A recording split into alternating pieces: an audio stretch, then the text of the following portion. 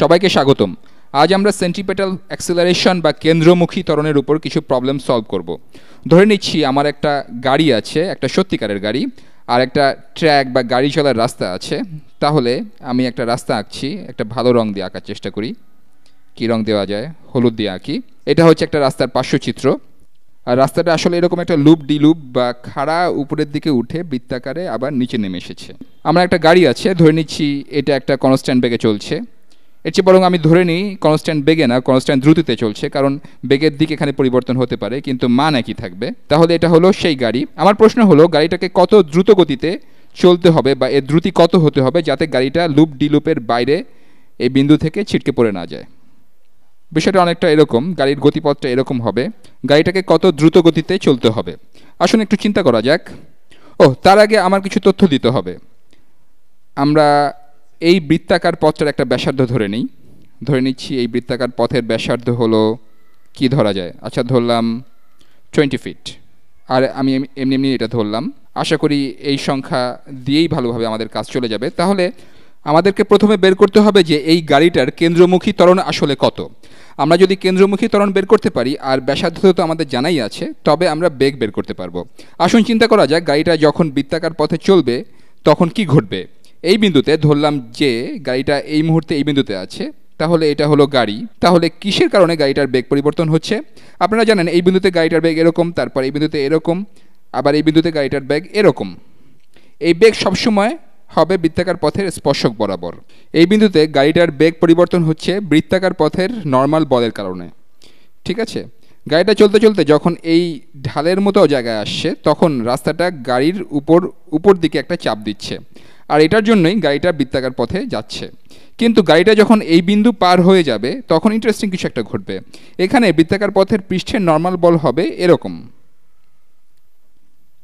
এই বিন্দুতে অভিকর্ষজ বলও গাড়িটাকে নিচের দিকে টানা শুরু করছে। অভিকর্ষজ বলের কিছু অংশ কেন্দ্রের দিকেও কাজ করছে। এই বিন্দুতে বিষয়টা একটু জটিল। এই বিন্দুতে আমি আবার গাড়িটা আঁকছি, এবার উল্টাভাবে গাড়িটা আঁকছি। এই বিন্দুতে গাড়ির উপর বল কত? আমরা চাই গাড়িটা যাতে এখান থেকে পড়ে না যায়। এখানে একমাত্র অভিকর্ষজ বল বা অভিকর্ষজ ত্বরণ কাজ করছে। গাড়িটা যদি এত জোরে যেতে পারে যে এটা অভিকর্ষজ ত্বরণকে নিষ্ক্রিয় করে দেয়, তবে এটা লুপ ডি লুপ থেকে পড়ে যাবে না। আসুন বের করা যাক অভিকর্ষজ ত্বরণকে নিষ্ক্রিয় করার জন্য এটাকে কত দ্রুত গতিতে চলতে হবে। আমরা আগের ভিডিও থেকে জানি যে কেন্দ্রমুখী ত্বরণ সমান বেগের মান স্কয়ার।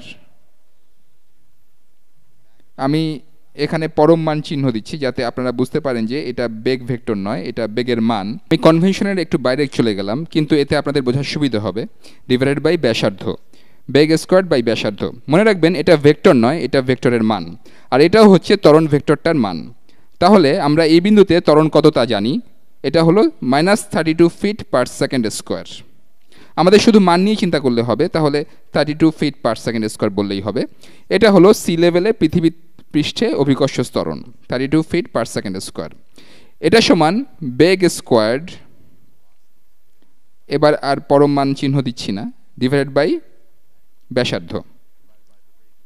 তাহলে ডিভাইডেড বাই 20, উভয় পক্ষকে 20 দিয়ে গুণ করলে পাওয়া যায় 640 সমান বেগ স্কোয়ার্ড 64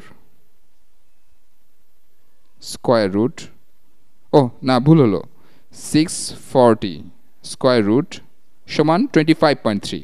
তাহলে গাড়িটার বেগ হতে হবে 25.3 ফিট পার সেকেন্ড। এখন আপনাদেরকে একটা প্রশ্ন করি, গাড়িটা যদি 20 ফিট পার সেকেন্ড বেগে যায় তবে কি ঘটবে?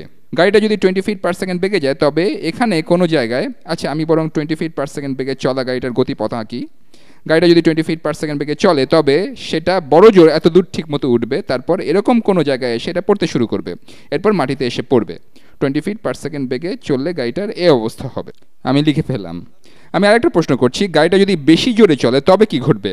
কি ঘটবে যদি গাড়িটা আরও দ্রুত বেগে, আমি অন্য একটা রঙে লিখি, কি ঘটবে যদি ধরে নেওয়া যায় যে গাড়িটার বেগ হলো 50 ফিট পার সেকেন্ড হয়? এক্ষেত্রে গাড়িটা একটা সুপার ফাস্ট গাড়ি আর কি। আচ্ছা, এটা যদি একটা সিম্পল কক্ষপথের প্রবলেম হতো তবে কি ঘটতো? এই বিন্দুতে অভিকর্ষের কারণে কেন্দ্রমুখী ত্বরণ আছে, কিন্তু শুধুমাত্র সেটা এই বেগকে নিষ্ক্রিয় করার জন্য যথেষ্ট নয়। তাহলে এখানে যদি অভিকর্ষ ছাড়া অন্য কোনো বল কাজ না করে, তাহলে আপনি বলতে পারেন যে গাড়িটা তার কক্ষপথ থেকে বেরিয়ে যাবে, তাই না? এটা তার পথের বাইরে চলে যাবে। এর গতিপথটা অনেকটা এরকম হতে পারে। আমি জানি যে এখানে অনেক হিজিবিজি হয়ে গেছে, গাড়িটা বাইরের দিকে উড়ে যেতে পারে, তাই না? কিন্তু কোন জিনিসটা এটাকে পথের বাইরে যেতে দিচ্ছে না? লুপ ডি লুপের পৃষ্ঠের কারণেই আসলে এটা হচ্ছে না। এখানে খুব ইন্টারেস্টিং একটা কিছু ঘটছে। একটা গাড়ি যদি অনেক দ্রুত গতিতে চলে, তবে এর কেন্দ্রমুখী ত্বরণের মান বের করা যাক। একটা গাড়ি যদি 50 ফিট পার সেকেন্ড বেগে চলে এবং এটা বৃত্তাকার পথে চলতে থাকে, তবে কেন্দ্রমুখী ত্বরণ হবে 50 স্কোয়ার্ড ডিভাইডেড বাই ব্যাসার্ধ, যেটা হলো 20। 50 গুণ 50 সমান হলো 2500 ডিভাইডেড বাই 20, 0 0 কাটাকাটি হয়ে যাবে। তাহলে ত্বরণ হবে 125 ফিট পার সেকেন্ড।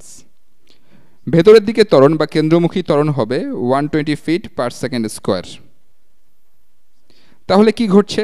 এর মধ্যে মাত্র 32 ফিট পার সেকেন্ড স্কোয়ার ত্বরণ অভিকর্ষ যোগান দিচ্ছে, আর বাকিটা আসবে এই বৃত্তাকার পথ বা লুপ ডি লুপের পৃষ্ঠের নর্মাল বল থেকে। গাড়িটা যেটা করতে চাইবে তা হলো গাড়িটা এর রাস্তা বা কক্ষপথ থেকে বেরিয়ে যেতে চাইবে, অনেকটা এরকম কিছু করতে চাইবে। কিন্তু রাস্তাটা গাড়িকে তা করতে দিবে না, রাস্তাটাই গাড়িটাকে ধরে রাখবে। রাস্তাটা গাড়ির উপর যথেষ্ট পরিমাণ বল বা যথেষ্ট পরিমাণ নর্মাল বল প্রয়োগ করছে। এই বলটা আসলে গাড়ির টায়ার বা চাকার উপর প্রযুক্ত হবে, গাড়ির চাকার উপর প্রযুক্ত হবে। আর এ দুটোকে নিষ্ক্রিয় করবে এই জিনিসটা।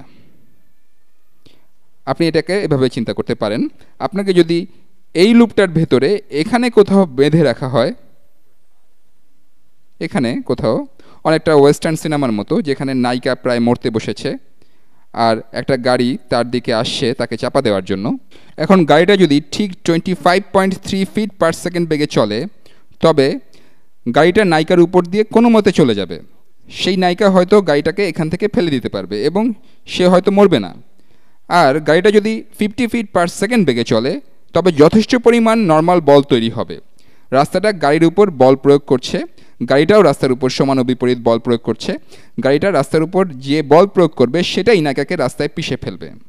আমি জানি না এটা আপনাদের কাছে বিরক্তিকর নাকি কাজের নাকি বিভ্রান্তিকর মনে হলো, কিন্তু বিষয়টাকে একটু অন্যভাবে চিন্তা করার এটা একটা উপায়। যাই হোক, পরবর্তী ভিডিওতে দেখা হবে।